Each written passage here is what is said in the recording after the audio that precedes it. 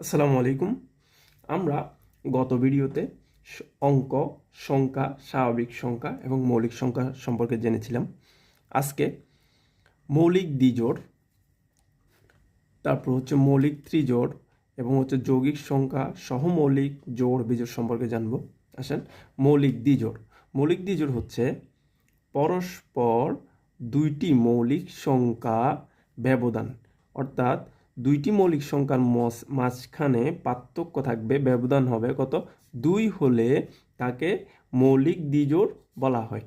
যেমন 5 এবং 7, 5 এবং 7-এর মাঝখানে আমরা 7 থেকে যদি 5 বিয়োগ করি, মাঝখানে ব্যবধান থাকে কত, 2, অর্থাৎ 5 এবং 7-এর মাঝখানে ব্যবধান আছে, পার্থক্য আছে 2, অর্থাৎ দুইটা মৌলিক সংখ্যার মাঝখানে 2 ব্যবধান থাকলে তাকে কি বলা হয়, মৌলিক দ্বিজোড়।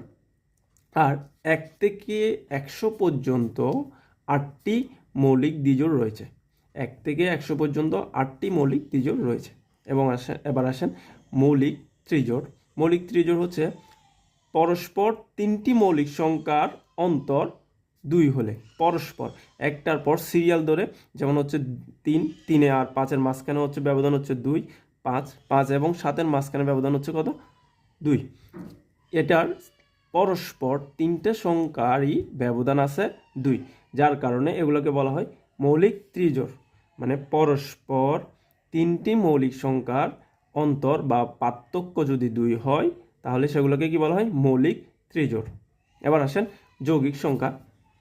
যৌগিক সংখ্যা হচ্ছে কি, যে সকল সংখ্যাকে 1 এবং সেই সংখ্যা ছাড়া আরও এক বা একাধিক সংখ্যা দ্বারা ভাগ করা যায়, সেগুলোকে কি বলা হয়, যৌগিক সংখ্যা। যেমন হচ্ছে 4কে 1 দিয়ে ভাগ করা যায়, 2 দিয়ে ভাগ করা যায়, 4 দিয়ে ভাগ করা যায়।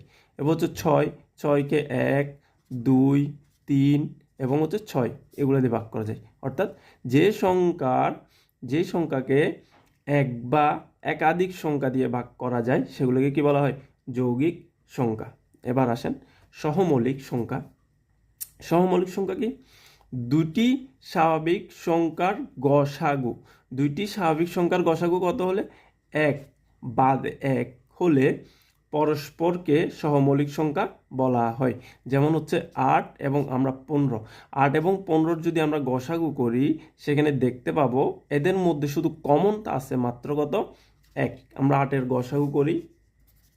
8-এর গসাগু হচ্ছে 1, 2, 4, 8।